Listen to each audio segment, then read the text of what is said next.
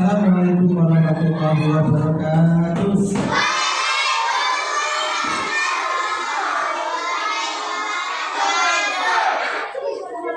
Bagaimana kabarnya anak?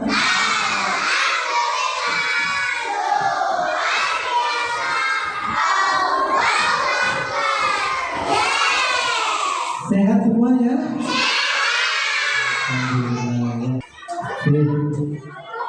Masih semangat? Tepuk 1, tepuk 2, tepuk 3, tepuk 4. Salam salam.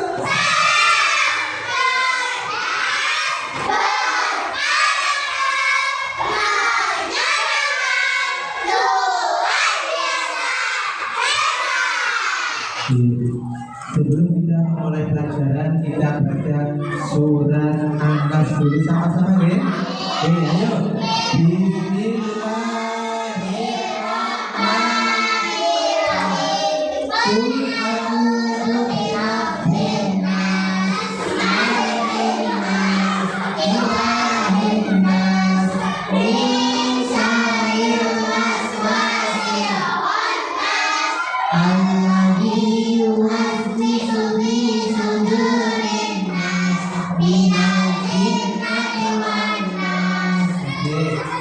Kita berdoa dulu ya sama-sama.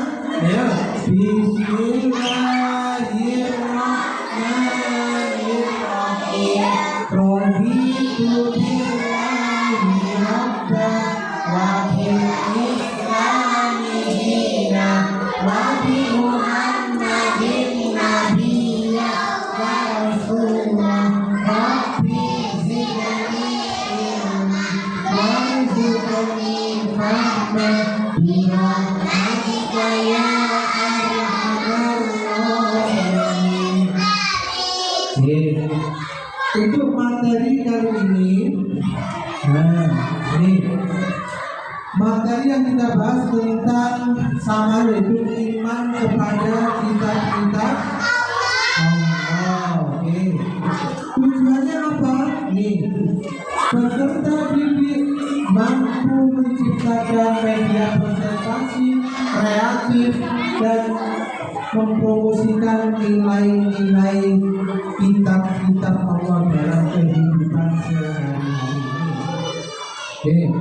Kompetensi awal digunakan siswa mengenal beberapa nama-nama kitab suci Allah. Ya, kitab suci Allah. Yang kedua, siswa memahami kitab-kitab tersebut sebuah wahyu, ya, sebuah wahyu dan diturunkan kepada nabi-nabinya. Rohim belajar Pancasila, beriman dan bertakwa kepada Tuhan Yang Maha Esa, praktek kuliah mandiri, beberapa kuliah mandiri dan nalar kritis, ya, kreatif, bergotong royong dan berkegiatan lokal. Nah ini penting. Tujuannya apa sih sampai belajar itu iman kepada kitab-kitab Allah? Ini metode yang saya terapkan di sini yaitu memakai metode TIPX. Ada yang tahu metode TIPX? Ada ya? Ini nanti saya jelaskan, saya terapkan di metode pembelajaran kali ini. TIPX itu apa sih? Technological, Pedagogical, and Contextual. Itu namanya metode TIPX ini. Tujuannya peserta didik mampu menciptakan produk kreatif seperti video edukasi, infografis, dan menjelaskan manfaat beriman. Jadi nanti tujuannya supaya sampai ini menciptakan produk-produk kreatif melalui materi iman kepada kitab-kitab Allah menggunakan metode TIPX. Itu yang pertama. Yang kedua, peserta didik mampu menyusun ceramah atau naskah drama tentang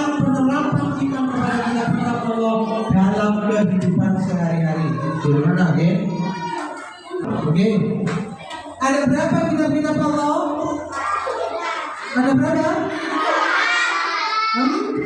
Apa saja? Taurat,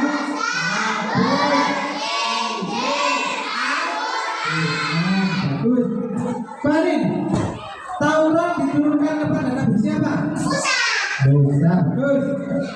Iza, Al-Quran diturunkan kepada Nabi siapa? Muhammad. Bagus. Injil diturunkan kepada Nabi siapa? Andri. Isa alaihi salam. Kalau kitab Zabur diturunkan kepada Nabi Daud. Bagus, pintar, semangat. Yes, good. Ini tujuannya. Jadi supaya sampai ini nanti tahu, mengerti, memahami tentang kitab-kitabnya Allah. Nah, jadi tahu intinya apa? Semua kitab-kitabnya Allah ini diturunkan kepada Nabi-Nya. Untuk apa diturunkannya? Ayo, ada yang tahu? Ya. Tujuannya kitab-kitab Allah ini diturunkan untuk apa? Oke, bagus. Sebenarnya untuk sasaran. Untuk pedoman hidup. Itu tujuannya Allah menurunkan kitab-kitabnya. Supaya apa? Manusia ini tidak tersesat, ya, supaya tidak kesasar. Makanya Allah menurunkan kitab-kitabnya itu tadi. Makanya di situ banyak mengandung beberapa perintah, larangan, hikmah tentang hukum-hukum, ya. Banyak di situ di kitab-kitabnya Allah. Ini penting karena sebagai pedoman manusia. Kalau manusianya tidak ada pedoman, gak ono cekelane, maka akan tersesat. Betul gak? Betul ya? Makanya ono becolani. Contoh malam hari gelap gulita gak ada lampu. Sampai tidak tahu arah mana selatan, mana timur, mana barat ya. Gak tahu. Nah ini tujuannya. Kitab-kitab Allah ini untuk menunjukkan arah kebenaran, untuk menunjukkan ke jalan kebaikan. Makanya sampai harus tahu, harus memahami kitab-kitab Allah. Paham ya? Masuk materi kita, hikmah beriman kepada kitab-kitab Allah. Ini penting. Apa sih hikmahnya beriman kepada kitab-kitab Allah ini? Apa tujuannya kita beriman? Ini akan dijelaskan di sini. Sangat penting. Satu, hikmahnya kita beriman kepada kitab-kitab Allah, ya. Ada di sini semua, ya kalian. Menambah keimanan kita kepada Allah Subhanahu Wa Taala. Ini. Nek sampai mikir iman dengan kitab-kitab Allah, percaya kepada kitab-kitab Allah, sehingga bersatu hikmahnya apa? Menambah keimanan kepada Allah. Yakin bahwa Allah itu ada, jumlahnya satu. Walaupun sampai nggak pernah melihatnya, tapi tetap sampai harus yakin di dalam hati. Betul nggak? Oh, ini meyakini bahwa Allah tidak membiarkan manusia tanpa petunjuk. Kitab-kitab Allah adalah wujud dari kasih sayang Allah. Ini loh, wujud dari kasih, untuk belas kasih sayang sebagai petunjuk supaya manusia ini tidak tersesat.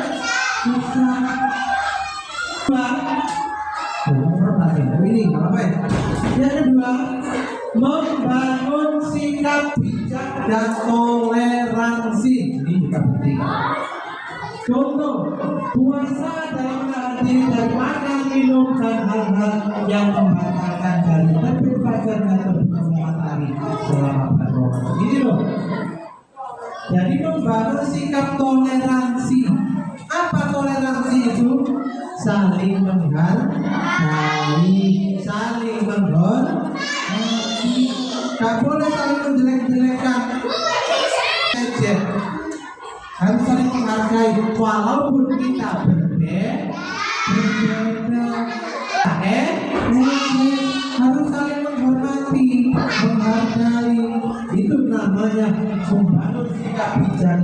Oke, lanjut.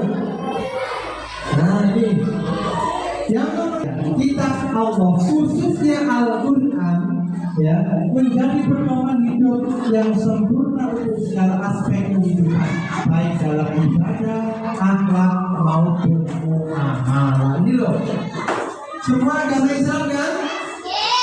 Islam? Nah, Al-Quran kitabnya orang Islam termasuk pedoman yang sangat sempurna. Kenapa? Di situ sudah menjelaskan tentang aspek kehidupan. Jadi cara bermasyarakat, cara bergaul dengan lain agama, harus saling menghargai, menghormati. Di situ dijelaskan di Al-Quran tentang cara ibadah, tata cara berwudu bagaimana, ya, tata caranya sholat bagaimana, zakat, syarat rukunnya apa saja. Di situ sudah dijelaskan di Al-Quran. Ya, makanya tidak ngawur kita itu. Ada hukum dasarnya, dasar hukumnya. Betul nggak? Kemudian muamalah, cara bergaul dengan orang lain, caranya berteman, tak boleh mengejek, tak boleh mencaci maki, menghina, harus rukun. Sudah dijelaskan di Al-Quran di sini. Paham ya? Banget ya? Dapat semangat.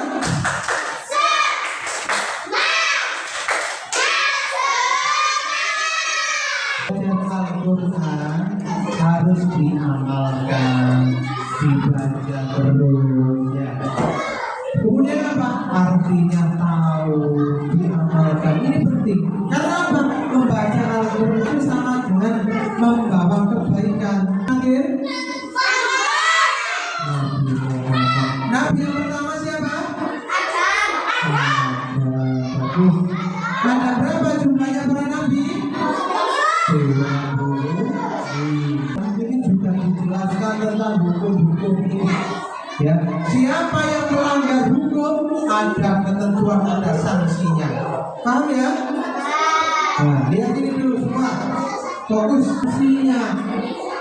Siapa yang tidak sholat berarti sanksinya apa nanti? Masuk neraka. Siapa yang aktif sholat, mengaji, berkata baik, jujur, berarti balasannya surga. Kepingin surga apa enggak? Makanya kita harus berbuat baik, sering sholat, betul nggak? Jangan ditinggalkan. Itu tanda-tandanya masuk surga. Nah, sekarang coba video ini diperhatikan ya. Diperhatikan, simak penjelasannya, simak. Nanti ditulis. Assalamualaikum warahmatullahi wabarakatuh.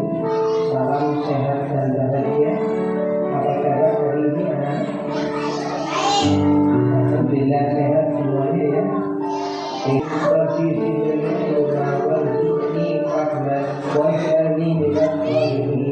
ya Allah, tambahkanlah kepada ilmu dan berilah aku karunia untuk dapat memahaminya. Kedua dari kali ini kita belajar tentang iman kepada kitab-kitab Allah. Iman kepada kitab-kitab Allah yaitu adalah membenarkan bahwa Allah Subhanahu wa Ta'ala mempunyai kitab-kitab yang diturunkan kepada Rasul-Rasulnya.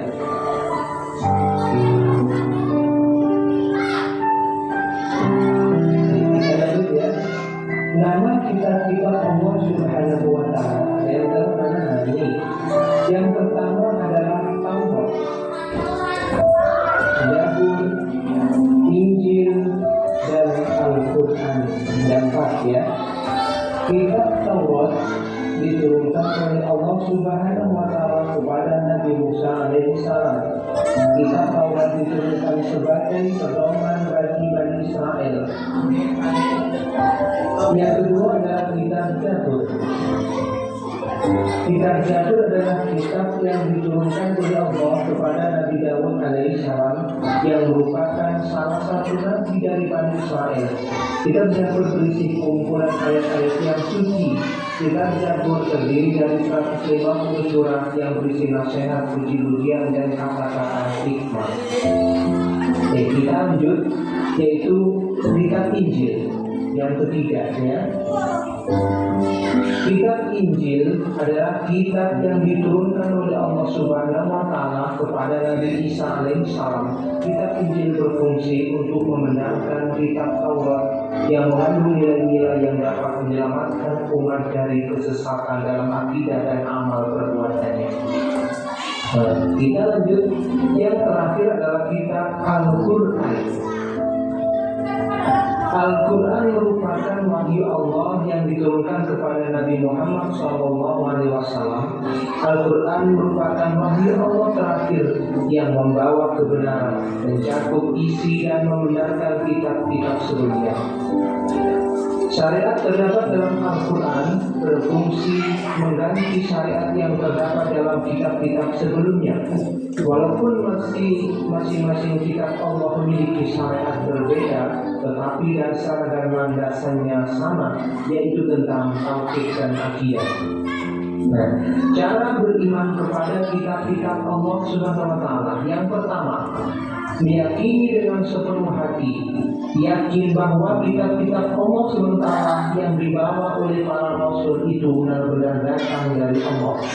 Yang kedua, membenarkan terhadap adanya kitab. Membenarkan adanya kitab Allah Ta'ala berarti tidak ada keraguan sedikit pun dalam hatinya terhadap kitab-kitab Allah Subhanahu wa Ta'ala yang diturunkan kepada nabi-nabi dan rasul-rasulnya. Nah, ini adalah ayat.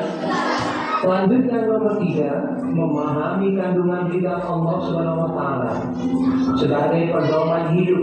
Artinya akan menjadi benar dalam menjalani hidup jika berpedoman pada kitab-kitab Allah. Yang keempat, mewujudkan dalam bentuk sikap dan tindakan dalam kehidupan sehari-hari. Jika mengamalkan Al-Quran dengan sepenuh hati, berarti sudah termasuk mengamalkan isi kandungan kitab-kitab sebelumnya.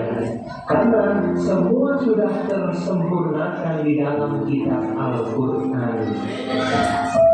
Menjadi generasi yang mencintai Al-Quran, tidak ada alasan selaku generasi Muslim untuk tidak mencintai Al-Quran. Karena di dalamnya perlu inspirasi yang menuntun ke arah kebaikan. Cara menampilkan sikap mencintai Al-Quran sebagai kitab Allah adalah dengan membaca Al-Quran secara rutin, memahaminya dan mengamalkan isinya dalam kehidupan sehari-hari. Nah, ini adalah yang patut kita contoh ya sebagai generasi yang mencintai Al-Quran. Ciri-ciri generasi yang mencintai Al-Quran ini, yang pertama, memiliki kemauan kuat untuk senantiasa membaca dan mengetahui isi kandungan Al-Quran. Yang kedua, senantiasa merasa tenang dalam hatinya setelah membaca Al-Quran, sebab ada hubungan hati, perasaan dan sikap terhadap yang dicintai, yakni Al-Quran. Yang ketiga, dapat menjadi Al-Quran sebagai sahabat hati yang setiap waktu dan menjaga dan mengingatkan untuk senantiasa menjaga diri dalam kebaikan. Yang keempat, menjadikan nilai-nilai Al-Quran sebagai pendorong dan inspirasi dalam meningkatkan kualitas keilmuan dan menjadi pelopor terdepan dalam kebaikan. Yang terakhir, rela berkorban untuk kemudian Al-Quran dan menjadikan penuntun dalam kehidupan sehari-hari sehingga dapat menjadi kenangan. Hikmah beriman kepada kitab-kitab Allah ada 3. Yang pertama, mengetahui perhatian dan kasih sayang Allah terhadap para hambanya dengan menurunkan kitab kepada umat manusia sebagai petunjuk. Yang kedua, mengetahui syariat dan ketentuan hidup yang diperintahkan oleh Allah. Dan yang ketiga, hidup menjadi lebih terarah dan tidak tersesat karena bencana. Nah, ini semua hikmah-hikmah yang diberikan. Paham kira-kira ya? Terima kasih. Sekian. Assalamualaikum warahmatullahi wabarakatuh. Sudah bisa dipahami ya? Tentang apa itu tadi? Iman kepada kitab Allah. Tepuk semangat.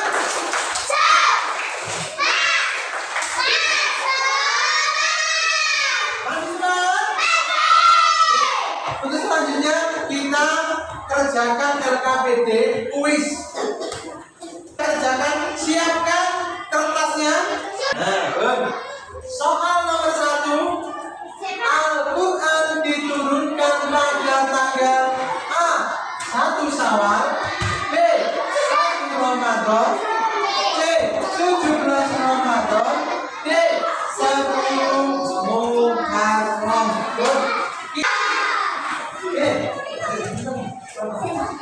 Kita mulai, kita hitung.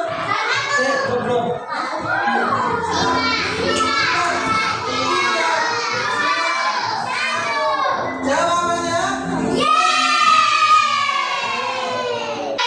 17 yang betul angkat tangan. Sudah semua. Tangan kanan C. Tangan kanan C. Tangan kanan. Oke, tepuk tangan untuk kalian semua. Masih semangat? Lanjut.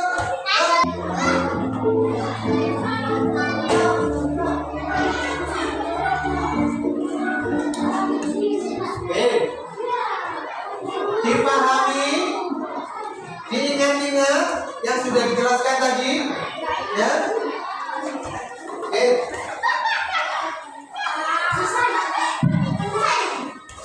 Sudah semua?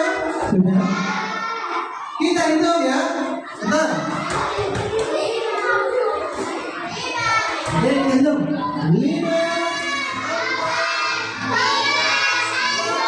Jawabannya adalah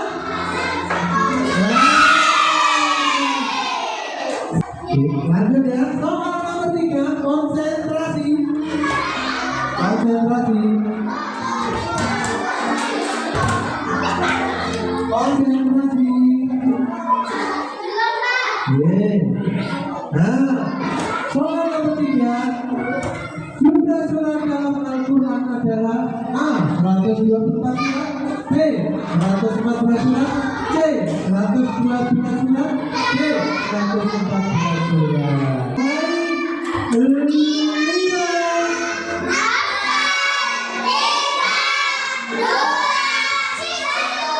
Jawabannya adalah ya.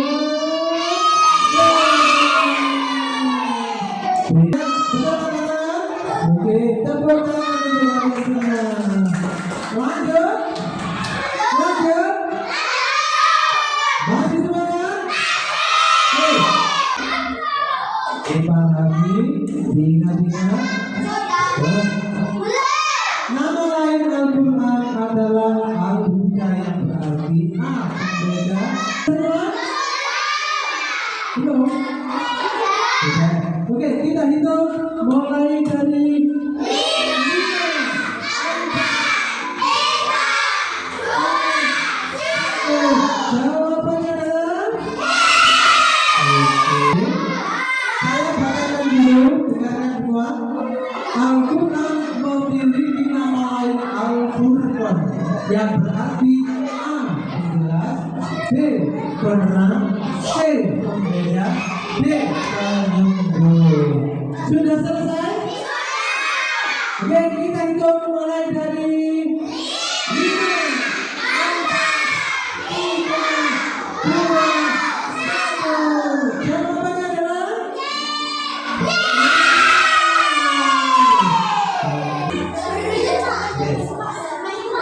LKPD, lembar kerja peserta didik berbasis online atau BIM atau kuis. Semangat? Senang? Alhamdulillah. Mudah-mudahan itu bisa membawa berkah. Mudah-mudahan itu tadi bisa menyemangatkan kamu, termotivasi kamu ya untuk lebih giat lagi belajar. Oke? Tepuk semangat.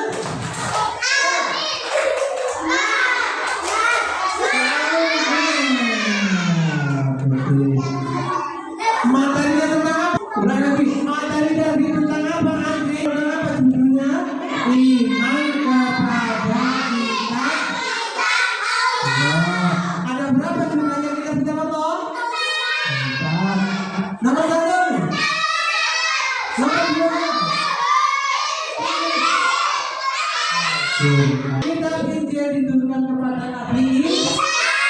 Al-Quran diturunkan kepada Nabi Muhammad. Alhamdulillah, mudah-mudahan itu bisa bermanfaat bagi kalian. Lebih semangat lagi belajarnya, oke? Salam kalender.